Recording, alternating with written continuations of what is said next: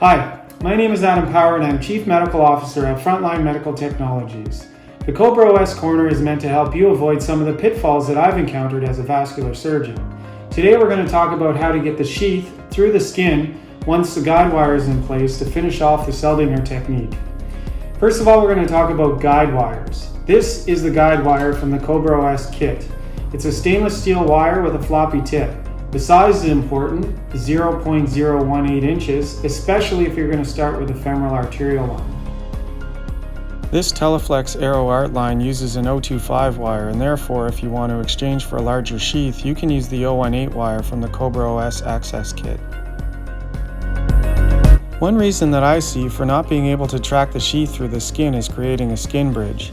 It is quite hard to make the skin incision exactly at the needle entry point, and therefore a skin bridge can form. When you try to track the sheath, it is like you never even cut the skin. A trick is to make your first cut, and then turn the 11 blade 180 degrees and cut back on the needle to remove the skin bridge. This now allows you to track the sheath over the wire quite easily.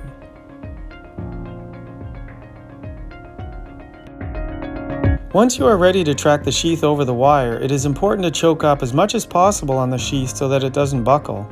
Also, I tend to make sure there is enough wire out the end of the sheath and then I release it.